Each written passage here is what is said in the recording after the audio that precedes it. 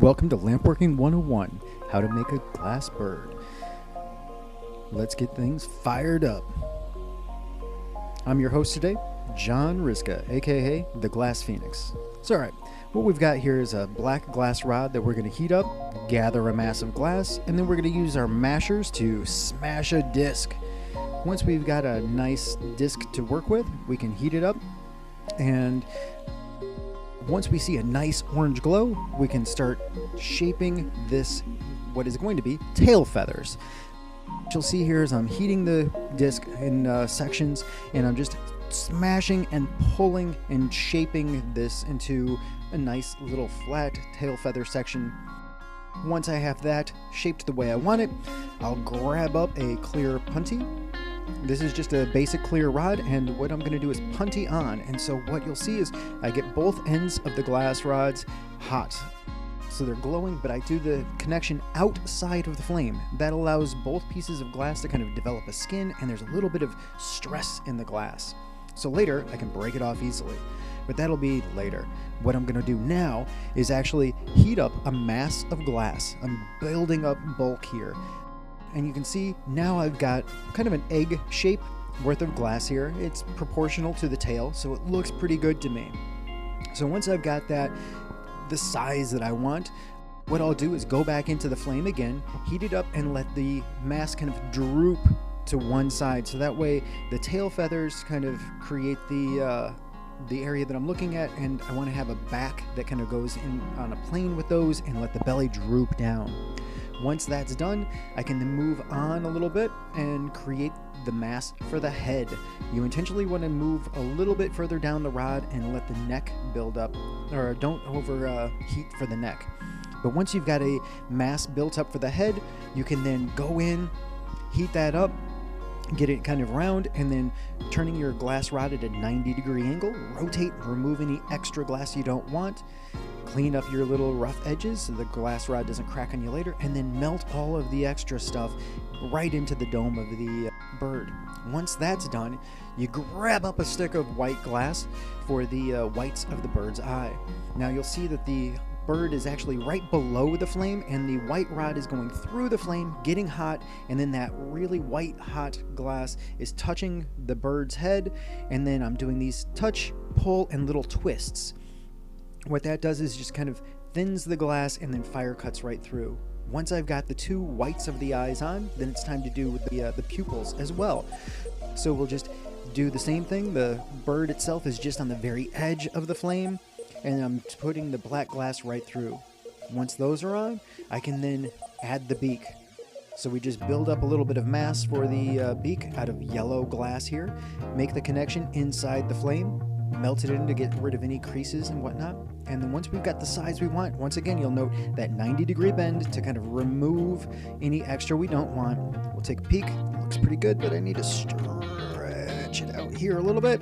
That looks great. Pop that off and go right back into the flame. Get rid of that real sharp point, and then we can get back to the black rod again.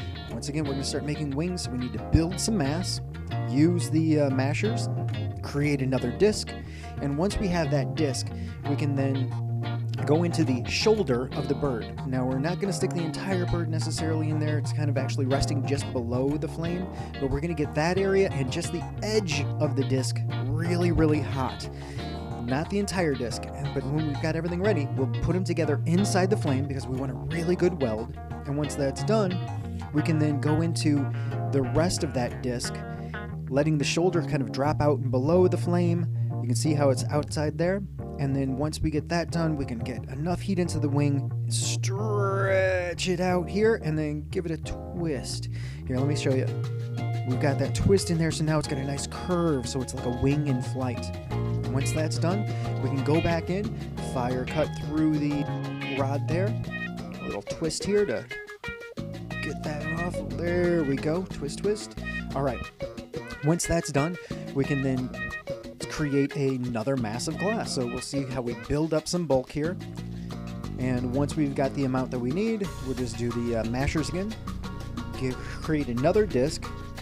Once we've got that done, we'll get rid of our mashers and heating up just the shoulder, the edge of the bird again, and just the edge of that disc. We'll get them both molten hot and then touch them together inside the flame. We really want to get that connection melted in really well. Let's see. That looks pretty good. And note, half of that disc is not even glowing. Just the part that we've connected to the bird's body. See that? Okay, but that looks like it's pretty good. So what we'll do is we'll go back in, and now we're going to heat the opposite side of that disc. The bird's body is starting to cool, and the disc itself, the furthest away from the bird, is now being heated. See that? The whole thing is kind of hot, really where it's connected to the rod, and we'll stretch that out. See how the bird's body is cooling quickly, but the wing isn't quite as... it's cooling, but actually it cooled a little too quick. We need to go back in. Let's heat it up and see if we can shape this a little bit more. We didn't quite get that curve. Oh yeah, there we go. Now that looks like a bird with a wing curved in flight, like it's just coming right at you. Okay, so I like that, so we'll fire cut right through here with a little twist. Let's see here.